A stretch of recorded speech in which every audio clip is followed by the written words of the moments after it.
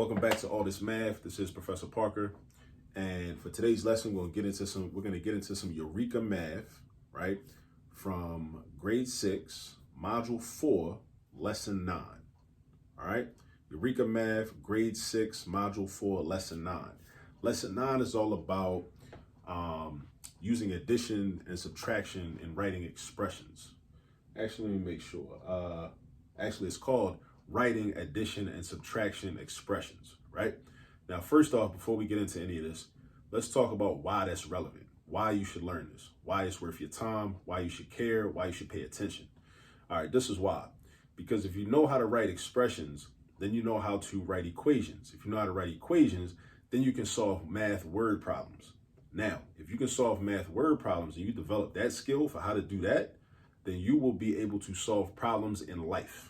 Any problems. It doesn't matter what the problem has to do with. It could be a problem with your boyfriend, girlfriend, husband, wife later on in your life. It could be a problem with a supervisor at a job. It could be a problem with a teacher. It could be a problem with one of your siblings, your cousins, your friends, whoever. It could be a problem in any situation. We're all human beings. We have problems. The difference is some of us know how to solve problems. Some of us do not. So what math does, whether you realize it or not, whether nobody told you this or not, what math does is it helps to train you to think a certain way so that you will be able to solve problems. All right. And this is one of the building blocks. This skill right here that we're about to work on is one of the building blocks that leads you to be able to write expressions that then can be added, can be combined with other expressions in order to create an equation. And an equation can be used to solve a word problem. And if you can solve word problems, then you can solve life problems. All right. So I just wanted to get that out the way because I know people always ask the question. I mean, I've been teaching math for 17 years.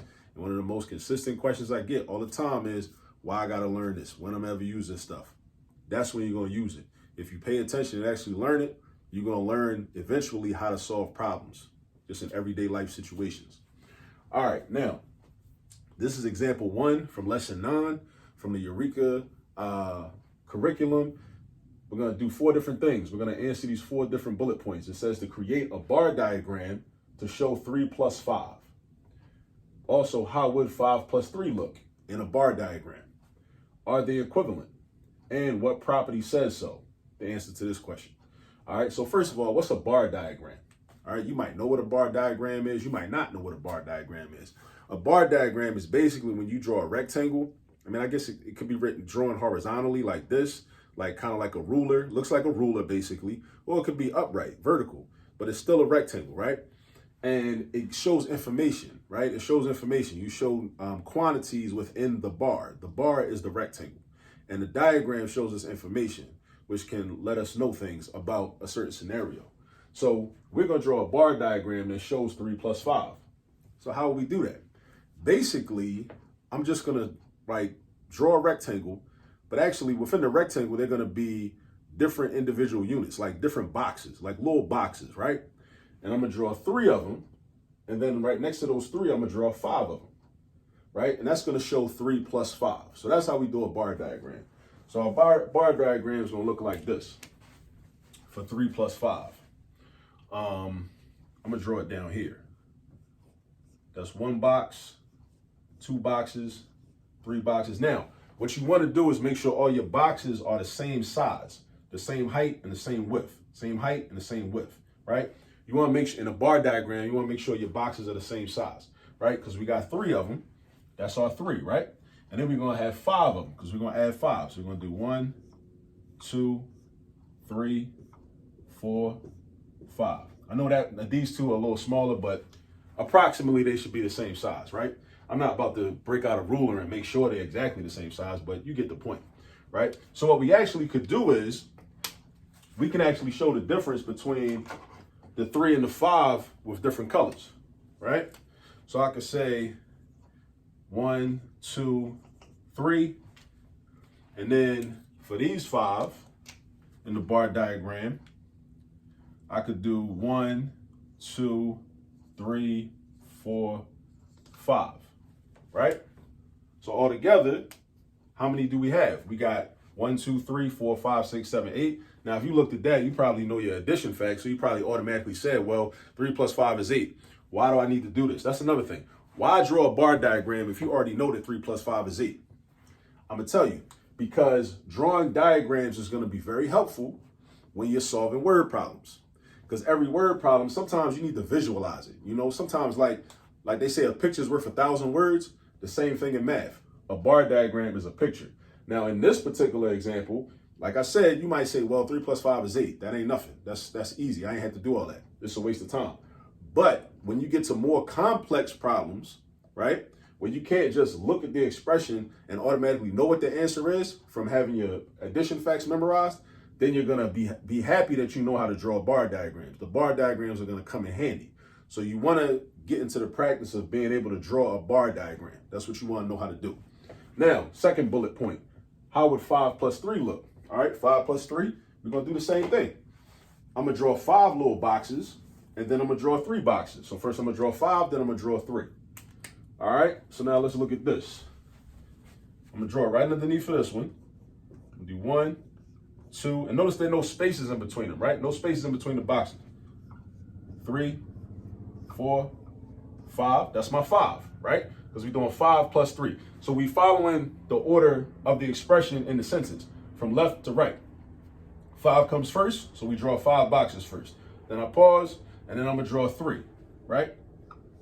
1, 2, 3, right? Now I'm gonna do my color. Now in the first bar diagram, the 5 was green.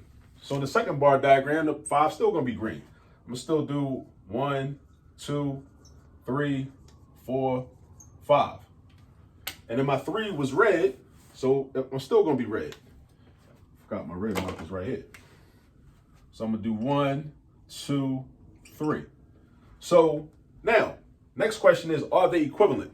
What does equivalent mean? Equivalent means they have the same value. The prefix equi, right, means the same, right?